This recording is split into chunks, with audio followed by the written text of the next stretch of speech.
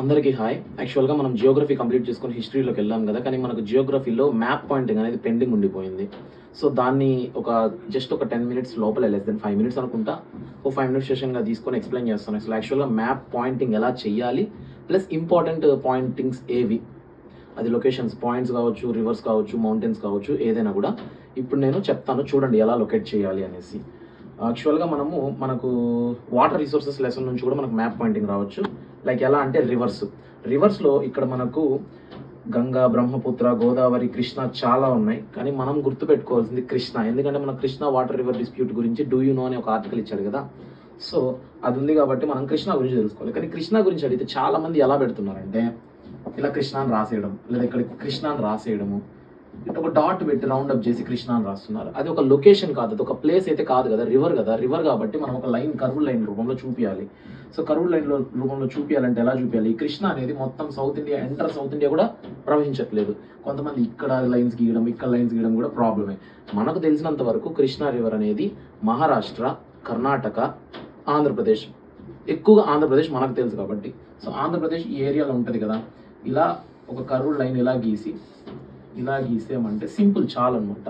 Next మళ్ళీ ఎక్కడ కృష్ణ అని రాయాలి అంటే ఇలా లైన్ తీసుకొచ్చి కృష్ణా రివర్ అని రాయాలి. వీడియోలో ఇది కనపడుతుందా? నేను గీసింది కనపడుతుందా? ఓకే. సో ఇది కృష్ణా రివర్ అనమాట. నెక్స్ట్ నర్మదా రివర్ అడగచ్చు, ఎందుకంటే సర్దార్ సరోవర్ డ్యామ్ ఉంది మనకు, అక్కడ ఎన్విరాన్మెంటల్ మూవ్మెంట్ జరిగిందని కూడా మాట్లాడుకున్నాం కదా. సో నర్మదా రివర్ ఎలా గీయాలి? చాలు జస్ట్ ఒక 2-3 డెండ్రైటిక్ టైప్ స్ట్రక్చర్ వేసేసి ఒక కర్వ్ లైన్ గీసేసి నర్మదా, దీనిపైన రాసినా ఓకే. బట్ నేనేమంటాను, ఎక్స్టెండ్ చేసి ఇలా మళ్ళీ ఇలా కర్వ్ లైన్ క్రాస్ ఎక్స్టెండ్ చేసినప్పుడు మళ్ళీ హారిజాంటల్ లైన్ గీయాలి. ఇప్పుడు గీసి నర్మదా. సో రివర్ మ్యాప్స్లో ఈ రెండు గుర్తుపెట్టుకోండి చాలు. I feel like these 2 are most important in this lesson. Next మనం 4th లెసన్కి వచ్చినట్టయితే అగ్రికల్చర్లో మనకి ఏం అడగచ్చు? అగ్రికల్చర్లో 2 మ్యాప్స్ ఉన్నాయా? 2 maps not that much important, leave it. Next minerals and energy resources. అందులో గుర్తుపెట్టుకోండి కన్వెన్షనల్ ఎనర్జీ రిసోర్సెస్ గురించి అడగరు, కానీ పవర్ ప్లాంట్స్ గురించి అడగరు. కానీ ఐరన్ అండ్ స్టీల్ ప్లాంట్ అని ఒక మ్యాప్ ఉంది కదా మీకు, ఐ థింక్. ఓకే, ఇంపార్టెంట్ మినరల్స్లో ఐరన్ ఓర్ ఫీల్డ్స్ మాత్రం గుర్తుపెట్టుకోండి. ఐరన్ ఓర్ ఫీల్డ్స్ ఎక్కడున్నాయి అంటే మనము ఐరన్ ఓర్ ఫీల్డ్స్ మీకు గుర్తుందా?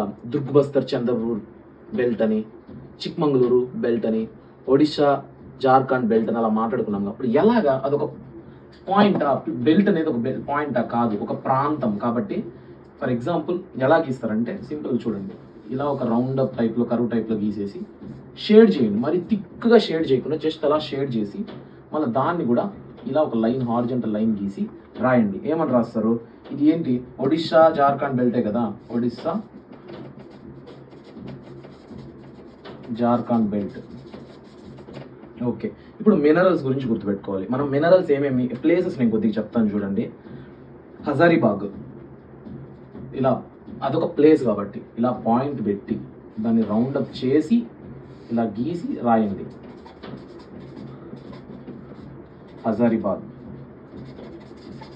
నెక్స్ట్ ఇంకా గుర్తుపెట్టుకోవాల్సిన ప్లేసెస్ మధ్యప్రదేశ్లో కత్ని, బాలాఘట్ మైన్స్. కత్ని, బాలాఘట్ ఏంటి కరెక్ట్గా ఎగ్జాక్ట్ పాయింట్ మీరు చూసి పెట్టేస్తున్నారు కదా అని మీరు అనొచ్చు. ఒకవేళ నాకు తెలియకపోయినప్పుడు నేను ఎలా పెడతాను? మనకు జస్ట్ మధ్యప్రదేశ్లో ఉందని తెలిస్తే చాలు. ఇప్పుడు మధ్యప్రదేశ్ ఇదంతా వస్తుంది కాబట్టి నేను ఎక్కడైనా పెట్టచ్చు, ఇక్కడే పెట్టాలని రాలే, ఇక్కడ కూడా పెట్టచ్చు అనమాట. ఎందుకంటే they don't expect exact location. Katni. Next Balaghat. ఇప్పుడు ఎక్కడ రాయాలి? ఇదంతా ప్లేస్ ఆక్రమించింది కదా, ఇలా తీసుకొచ్చి ఇలా పెట్టండి, బాలాఘట్ మైన్స్. నెక్స్ట్ బళ్ళారి, చిక్మంగళూరు, ఇవన్నీ ఇక్కడ వస్తాయి. ఒక్కసారి ఓపెన్ చేసి చూడండి మీరు. Indian important minerals page number 46 minerals and energy resources లెసన్లో వస్తుంది. ఇంకా ఎందుకంటే చాలా పాయింట్స్ లొకేట్ చేసినామంటే మనకి మిగిలిన మ్యాప్ పాయింటింగ్స్ అని చెప్పడానికి అవ్వదు. ఎగ్జాంపుల్స్ చెప్తున్నా, ఒక్కొక్క లెసన్లో ఎలా పాయింట్అవుట్ చేయాలి, పాయింట్స్ని ఎలా చేయాలి, బెల్ట్ని ఎలా చేయాలి, రివర్ని ఎలా చేయాలి. నెక్స్ట్ చెప్పాను, పాయింట్స్ని అయితే డాట్ పెట్టి దాన్ని రౌండప్ చేసి లైన్ గీసి రాయాలి. అది కూడా హారిజంటల్ లైన్ ఉండాలి. ఇట్లా క్రాస్ లైన్ గీసేసి ఇక్కడ రాసేయకండి, ఇలా క్రాస్ లైన్ గీసి మ్యాప్లోంచి బయట రావాలి ఎప్పుడు. ఇప్పుడు నేను ఇక్కడ మ్యాప్లోంచి ఎందుకు బయట రాలేదంటే మనకు ప్లేస్ లేదు కాబట్టి మీరు దాన్ని చూసుకోండి కొద్దిగా. Next lesson manufacturing industries. Manufacturing ఇండస్ట్రీస్లో iron and steel plant. Iron and steel ప్లాంట్లో జంషెడ్పూరు, దీన్ని ఎక్స్టెండ్ చేసుకొని మీరు చూసుకోండి. జంషెడ్పూర్, బకోరా, ఓకే ఈ 2 సలేం కూడా చూసుకోండి, సలేం కూడా తమిళనాడులో. డన్. అంటే నేను అర్థం చేసుకోండి, ఇప్పుడు నేను పాయింట్ని మాత్రం ఇలా డాట్ పెట్టి రౌండ్ అప్ చేసి ఎక్స్టెండ్ చేస్తున్నాను, అది మీరు ఐడెంటిఫై చేయాల్సిందే. Life lines of the national economy. Life lines of the national ఎకానమీలో నేషనల్ హైవేస్, రైల్వేస్ ఇవన్నీ అసలు చూసుకోకండి, నాట్ ఇంపార్టెంట్. మేజర్ పోర్ట్స్ అంటారా, మొర్మోగావో పోర్ట్ చూసుకోండి, గోవాలో ఉంటుంది. మొర్మోగావో పోర్ట్ అన్నా కూడా అలానే రౌండప్ చేయాలి, ఇంకేం అవసరం లేదు. విశాఖపట్నం, మన ఆంధ్రప్రదేశ్లో మనం ఉంటున్నాం కాబట్టి ఆంధ్రప్రదేశ్ మీద క్వశ్చన్ అడగచ్చు కాబట్టి విశాఖపట్నం పోర్ట్, దట్స్ ఇట్. దీనికి మించి ఇంకేం లేదు. ఓకే, ఇప్పుడు హిస్టరీలో ఒక 2-3 పాయింట్లు చెప్పేస్తాను. అంటే 2-3 పాయింట్లు ఇన్ ద సెన్స్ మళ్ళీ ఇంకో మ్యాప్ ద్వారా మీ ముందరకు వస్తాను, అప్పుడు చూసుకుందాం రిమైనింగ్ ఏమన్నా ఉంటే. ఇప్పుడు rise of nationalism in Europe, అది వరల్డ్ మ్యాప్తో సంబంధించింది.